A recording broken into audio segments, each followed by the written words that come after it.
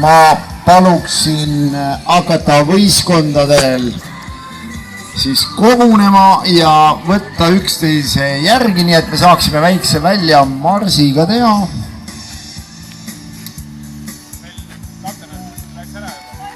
Läks minema.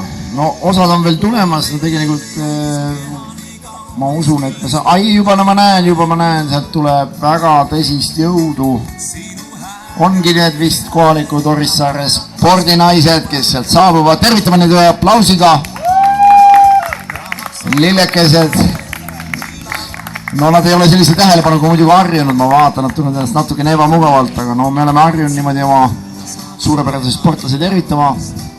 Ja paluksime siis ühtse välja marsiga siis täitsa võtke endal võistkonnad, et ma saaks aru, kus on üks võistkond, teine, kus on kolmas. Ja ma saan õigata ka välja, revalsport ja siis me jalutame siit välja ja nii edasi, kõik teised võistkonnad ka. Teeme väikse rivistuse ja teeme nii-öelda selle ametliku avakõve või avamise ära. Ja esimene ala Sangpomm on juba soojas ka. Aga kohe, kui on kõik võistlejad üksteise järel, siis me alustame välja marsiga.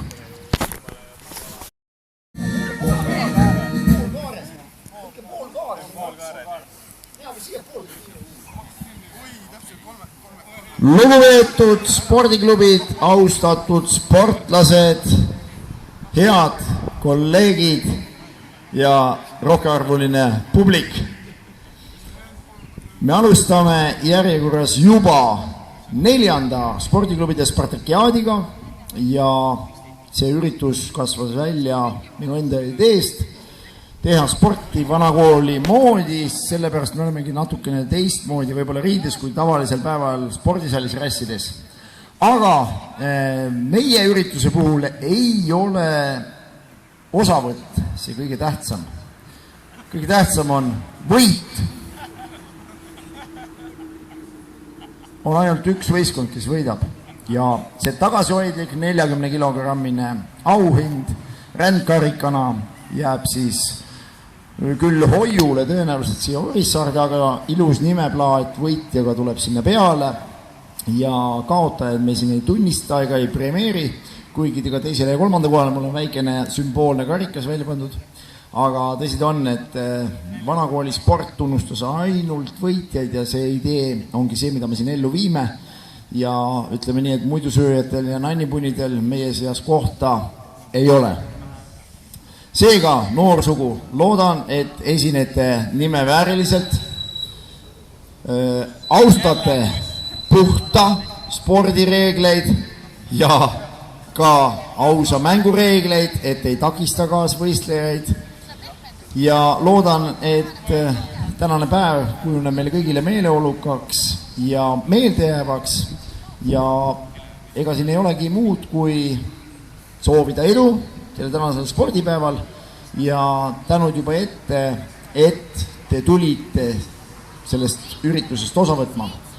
Nii et võidu nimel loe 4.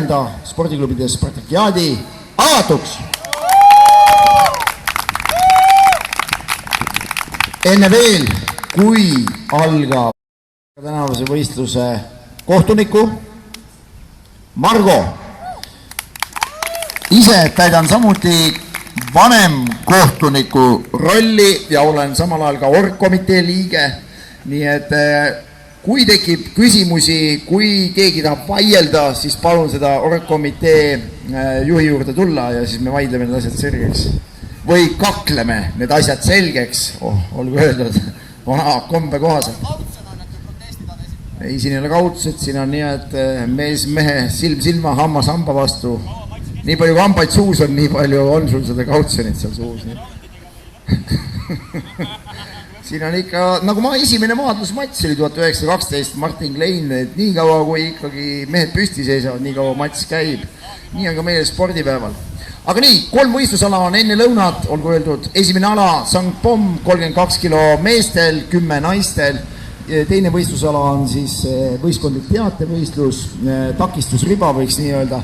Ja 3. alaline võistlust on siis veel plusspalliga rahvastepall, lõunasöök ja peale seda siis järgmise 3 ala, milleks on armlifting, köievedu ja võimlemiskava. Nii et sellises järjestus me täna oma Spartakiaani teeme ja ega siin pikalt jutustada ei ole, tehke soojaks ja ma arvan 5 minuti pärast hakkame esimese alaga pihta. Aitäh! Kaptenid, palun viia igal võistkonnal üks kapten ja me tõmbame loosi, kes mis järjekorras siis tõstma tuleb.